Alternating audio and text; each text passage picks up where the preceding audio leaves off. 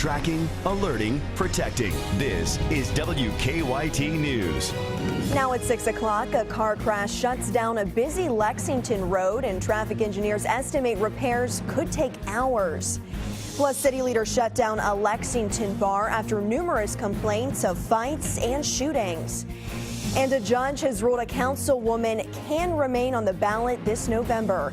We have these stories and more, plus breaking news as it happens, coming up on WKYT this morning. Good morning to you. It is Saturday, October 4th. I'm Whitney Wetzel. Well, it certainly feels like it. Good morning. I'm Mike Linden. It is cold outside, to say the least, with a cold front that yesterday brought us widespread wet weather to the bluegrass. And now it looks like behind that front, things are going to live up to the name and feel quite cold. Most temperatures outside right now sitting in the mid to low 40s. Lexington 44, Richmond and Danville though coming in at 41 degrees. So a chilly start for quite a few spots, and you can see that front pushing off to the northeast of us now. It's centered up near Detroit as it pushes its way toward the northeast, but now behind that front things are going to be a little bit drier. Still looking at a chance for some pop-up showers today, but not really seeing very much of anything as we get your morning started. We were looking at something close to Breathitt County about a half an hour ago, but things seem to have already improved. But here's what we'll be talking about in about 10 minutes. In my full forecast, we'll break down the cool daytime temperatures ahead of us, as well as this cold wind chill we expect to feel as we head into Sunday. So in about 10 minutes, I'll take you hour by hour. We'll take a look at those rain chances and also take a look at how cold it should feel this weekend. All right, Mike, thank you. Happening right now, police are on the scene of a car crash that will likely close down a busy Lexington intersection for most of this morning. Let's go to WKYT's Mark Barber. He's live at Nicholasville Road in Man of War with more on what to expect. Good morning, Mark. Good morning, Whitney. Investigators say that the traffic lights here at Man of War and Nicholasville Road are out because a car crashed into a traffic box a couple hours ago. Now, police tell us they are looking for the driver of the Toyota Yaris because he walked away from the 3 passengers in the car. Investigators tell us the passengers told them that the driver may have crashed the car on purpose. Police say he could be charged with wanton endangerment as well as leaving the scene. Officers are now hoping someone with information will send in a tip that will lead to the driver. We're told the good news this morning is that no one was hurt. Now, engineers are working this morning to repair that control box, but they say it may not be fixed until 10:30 this morning. So if your morning plans include heading through this busy intersection in Lexington, you may want to consider that traffic may back up. We're live in Lexington. Mark Barber, WKYT. All right, Mark, thank you. The hearing went on for hours. Now the question is, should a Fayette County Council member be allowed to run for re-election? Siobhan Akers' challenger raised questions about whether she lived inside her district and if she had enough signatures from voters to run. After hearing from multiple people, a judge made a decision last night. WKYT's Garrett Weimer has this story. I think it's a disappointment in the leadership, in the court systems. But candidate Michael Stewart says ultimately it's now in the voters' hands after a judge inside Fayette Circuit Court ruled incumbent council member Siobhan Akers can stay on the ballot this November. If you reviewed the case law, it was clear that there weren't any issues here. But the hearing lasted nearly 6 hours as Akers' challenger challenged whether she had met the requirements to run for re-election. After her hearing, Akers told us she's glad she won't have the court case distracting her from next month's election. I look forward to getting back on the campaign trail. I look forward to doing my duties as a council member instead of spending my time in courtrooms. And I look forward to serving the district for another 2 years. We've already agreed. The judge said evidence shows Akers clearly had more than 100 signatures, and he didn't buy Stewart's argument that Akers was living outside of her district. It's a disappointing day, but we'll continue on with the campaign. We'll continue knocking on doors, and we'll let the voters of the 2nd District decide. A decision made outside this courthouse in just 1 month. In Lexington, Garrett Weimer, WKYT. Stewart and his attorneys say they'll talk this weekend about whether to appeal. The search continues for a Bath County man wanted for murder. State police are looking for 37-year-old Kevin Howard. They've already arrested another suspect in the case, 55-year-old Charles Black. Police found a body in Fleming County on Wednesday. They say Black admitted to using that victim's ATM card and driving his car. While the victim has not yet been identified, police say the car did belong to Randall Russ, a teacher who disappeared from Grant County back in August. A fourth person faces charges for a shooting at a Danville pizza shop. Danville police say they arrested a 16-year-old in Harrodsburg on Friday afternoon. He's now charged with robbery and assault. Yesterday, police arrested Rico Penix, Robin Adams, and Patrick Brand on those same charges. They say 21-year-old Zoe Reed was shot last month at the Domino's Pizza shop where she worked. She's still in serious condition at UK Hospital. Police are searching for a man who robbed a Lexington bank at gunpoint. Investigators released these surveillance pictures of the robber. They say around 3:30 yesterday afternoon, he walked into the People's Exchange Bank on Richmond Road at North Hanover Avenue. The robber pulled out a gun, demanded money, and then took off. No one was hurt, but police say that same bank was robbed about 6 months ago. A Lexington bar has been forced to shut its doors. A judge ordered the Art Bar on Euclid Avenue to close until a hearing next week. The bar has been the center of controversy after 2 shootings near the bar that involved rowdy crowds and police. The city's Board of Adjustment recently revoked the Art Bar's conditional use permit. That meant the bar was supposed to close immediately, but city leaders say the bar ignored the move and opened anyway. After Friday's hearing, the owner's attorney thinks they're one step closer to reaching a solution that will benefit everyone in the community. And we think that we are coming to common ground for something that makes sense for both the business community that are involved in this adventure as well as the community. So yes, I definitely believe that we're moving in the right direction, and I'm very hopeful that we'll have a permanent resolution shortly. Another hearing is scheduled for next Friday at 11:30 to determine if the bar will have to close permanently.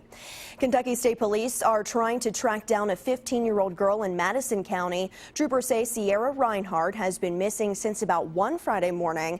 She was last seen in the parking lot of the BP station off exit 95 on I-75. Sierra is 5'6" and 135 pounds. Well, we have a happy ending to report for a dog found abandoned. The Lexington Humane Society says they found a home for Felicity, the pit bull puppy found with a profane word burned into her skin with chemicals. She had surgery for those injuries and has been recovering at the Humane Society. Officials there say while they're glad Felicity's found a home, parting will be bittersweet. We're sad to see her go, but we're really excited for her future. Ashley Hammond says Felicity is already at home with her new family. Well, it is 6:07 and WKYT This Morning is just getting started. A group of celebrities have bonded together to sue Google after a leaked photo debacle. We'll have that story coming up in just a bit. And we are looking at some chilly conditions taking over the bluegrass. Coming up, I'll take you hour by hour and show you what you can expect as we head into the rest of our weekend. Follow WKYT online at WKYT.com. Join the conversation on Twitter and become a part of the WKYT Facebook family. Welcome back to WKYT This Morning. Here is an update on our top stories. Lexington police say they've shut down a busy intersection this morning after a car crashed into a traffic control box overnight. They believe repairs could extend well into the morning hours. Lexington police are also looking for this man who they say robbed a bank on Richmond Road yesterday. They say he entered the bank carrying a gun and demanded cash. He then escaped after taking some money. Police have not made any arrests in that case. A dog burned by chemicals has finally been adopted. The Lexington Humane Society says Felicity has gone to a good home. They still have a $3,500 reward for information that leads to her abuser's arrest. Kentucky teachers many times pay out of pocket for classroom needs, but a national crowdfunding site just for teachers is helping with donations from complete strangers. WKYT's Miranda Combs investigates the cost of learning. At the far end of town, when these boys and girls are in this room, they are Mrs. K's kids. Thank you, sweetheart. And since she claims them, she wants the best for them. Let's take turns. It's okay. It's Green's turn. This is her first year in this new Clark County Elementary School. One morning, I came to this glorious place. She's worked hard to make her new space user-friendly. It's more difficult for them to stay seated in their desk the entire day. Her first class here isn't very gender balanced. I don't know what that stuff is. I have 17 boys in my room, and 6 girls. And little boys tend to be a little bit more active. So times like this, when closeness is part of the curriculum, Sounds like you know this story, don't you? it gets tight and cold and uncomfortable for second graders to sit still. I hate to have them sit for long periods of time on a tile floor. So Mrs. K hit the web and asked for help from strangers for a softer place for her pupils to land. A carpet like this one runs upwards of $500. The carpet would help in that it just be a little bit more comfortable than just sitting on a tile floor. This site is called DonorsChoose.org, where teachers can post about projects or items they'd like to get for their class. It's a national site popular in Central Kentucky. I've had some people that I don't even know that have donated. The site was brought to our attention more than a week ago during the state auditor's press conference concerning the Fayette County school system. There are currently 11 Fayette County public school teachers asking for money to buy basic supplies for their classroom, most of which are in high poverty schools, on a national crowdfunding website. State Auditor Adam Edlin pointing to a Fayette County trust fund he says is meant for the enhancement and enrichment of the educational program that Edlin believes may not be being used for that purpose in Fayette County. Now, thanks to your hacking my trees to the ground, there's not enough truffle of food to go around. There's no trust fund for classroom enhancement in Clark County. The Clark County superintendent says teachers benefit from the district budget and other programs to help with classroom necessities. We work very diligently to make sure their teachers' needs are met, to do everything that we can possibly do to see that they have what they need to teach the kids. But he knows what the district can provide isn't always enough. They want the best that they can provide for their kids. So many end up paying out of pocket for materials to complement the class. You find creative ways to find things that aren't so expensive. But when the cost is more than they can justify paying on their own, they ask for donations here. Something like this affords them an opportunity to do things just for their classroom. Now all that was left neath the bad-smelling sky. In this case, a little comfort for busybodies. Ask him. He knows. It's a rhyming book. Now that was Miranda Combs reporting. And as for Clark County, funding for classrooms is based on school population, but the superintendent there says teachers are creative and many times they want more than what they have. Well, your time now is 6:22. There's still more to come this morning. Tracking, alerting, protecting. This is WKYT News. Now at 6:30, a car crash has shut down a busy Lexington road, and traffic engineers estimate repairs could take hours. Plus, city leaders shut down a Lexington bar after numerous complaints of fights and shootings. And a judge has ruled a councilwoman can remain on the ballot this November. We have these stories and more, plus breaking news as it happens, coming up on WKYT This Morning.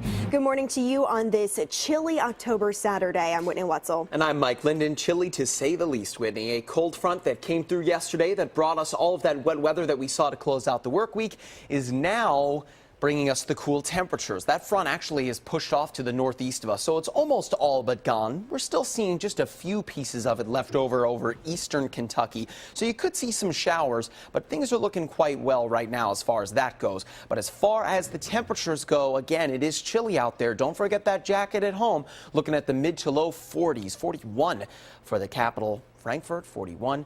Richmond as well, and Danville too, right around that 41-degree mark. Defender not picking up much of anything over central Kentucky. You could still see some sprinkles to get you started early this morning, but nothing that should be as wet as yesterday, even throughout our entire day today. Speaking of the daily breakdown, here's what I'll be talking about in about 10 minutes from now. We'll look at the cool afternoon ahead of us that should feature some temperatures that are quite abnormal for this time of year. And how cold should it be? Well, I'll have your wind chill hour-by-hour forecast, and we'll take a look at the rain I'm tracking coming up in my full forecast in about 10 minutes. Mike, thanks. Happening right now, police are on the scene of a car crash that will likely shut down a busy Lexington intersection for most of this morning. Let's go to WKYT's Mark Barber. He's live at Nicholasville Road in Man of War with more on what we can expect. Good morning, Mark. Good morning, Whitney. Engineers are working to repair the traffic control box here at Nicholasville Road in Man of War, but they say the traffic lights may not be fixed for another 4 hours. Now, officers tell us the traffic lights here at one of Lexington's busiest intersections lost power when a driver slammed into a traffic control box around 4 a.m. Police say they are now looking for the driver of a Toyota Yaris because he walked away from the 3 passengers in the car. We're told no one was hurt. Investigators tell us the passengers told them that the driver may have crashed the car on purpose. Police say he could be charged with wanton endangerment as well as leaving the scene. Now, as the morning goes on and traffic starts to pick up here, I'm told drivers can expect to see delays. Live in Lexington, Mark Barber, WKYT. Mark, thank you. A Fayette Circuit judge has ruled incumbent council member Siobhan Akers can stay on the ballot this November.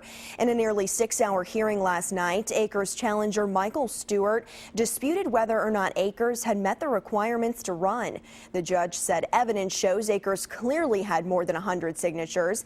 He didn't believe Stewart's argument that Akers was living outside of her district. Stewart says it's now up to the voters. Disappointing day, but we'll continue on with the campaign. We'll continue knocking on doors, and we'll let the voters of the 2nd District decide. Stewart and his attorneys say they'll talk this weekend about whether or not to appeal that ruling. Police are still searching for a Bath County man who is wanted for murder. Kentucky State Troopers say they're looking for 37-year-old Kevin Howard.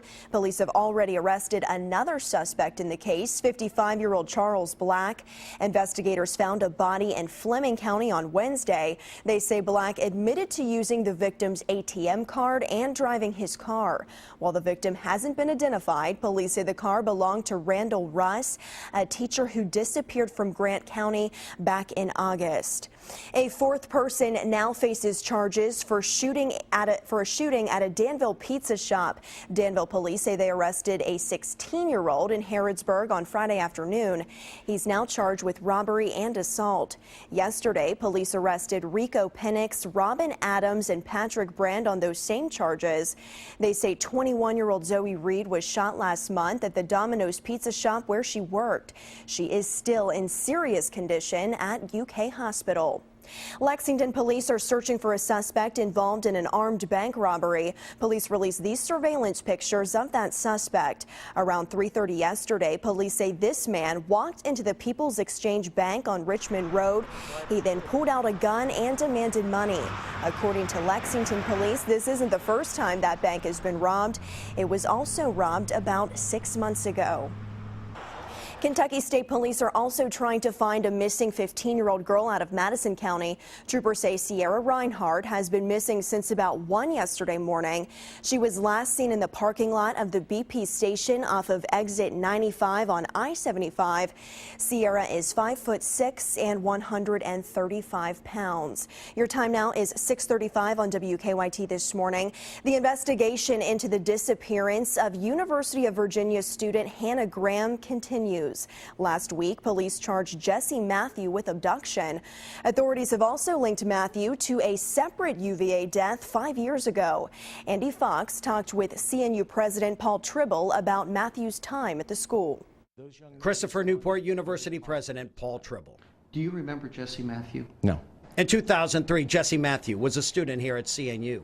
On September 7, 2003, he was a football player at the school when campus police investigated him for a sexual assault on campus. For the first time, CNU President Tribble is talking about Matthew and the sexual assault. I can't speak to the disciplinary action that CNU undertook because I would violate federal law, but I can tell you that very soon after that turn of events, Mr. Matthew was gone.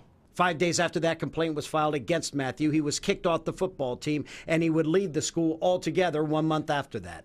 The CNU Police Department fully investigated the matter.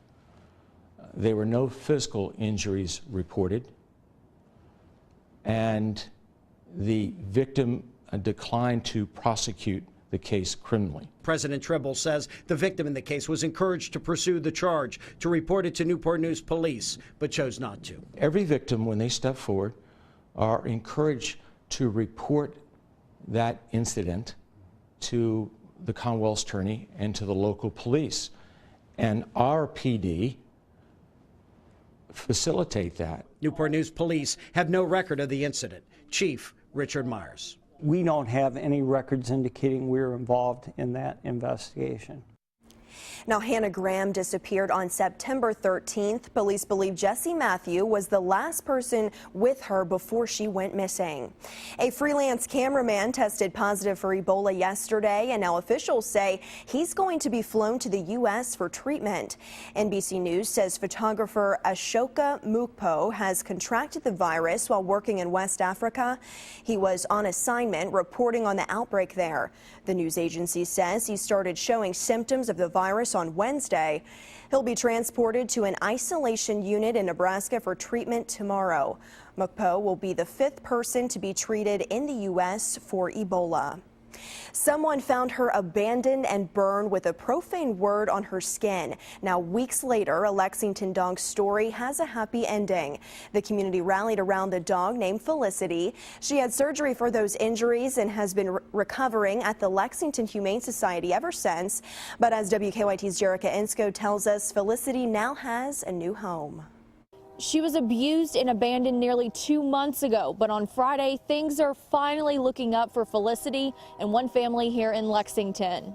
Chemically branded and tied to a fence. That's how she was found on Campbell Street back in August. It wasn't until Felicity was observed at the Lexington Humane Society did they realize profanity was burned into this pit bull mixed puppy's fur and skin. She's had a long life, a long road. Immediately, they knew plastic surgery was a must for Felicity, especially to get her adopted. So people pitched in to make that happen 2 weeks ago. She removed a couple of the letters and pulled the skin together to where you can't see what the word had said before, and you can't tell that there was a word there now. So we're really glad, and we're really glad that she won't be limited or identified because of her scar. And her transformation isn't over, with her vet saying her fur will grow back with minimal scarring.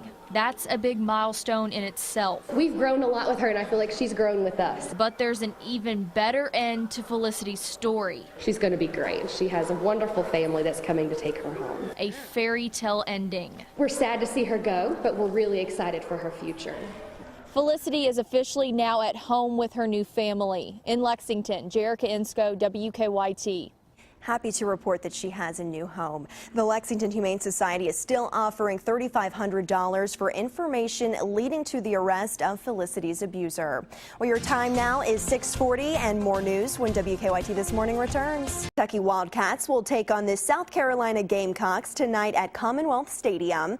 Kickoff is at 7:30, but if you can't come to the game, it's on the SEC network. If you are going, remember the game is a blackout. UK will also have $1 shuttle services to take fans to Commonwealth Stadium.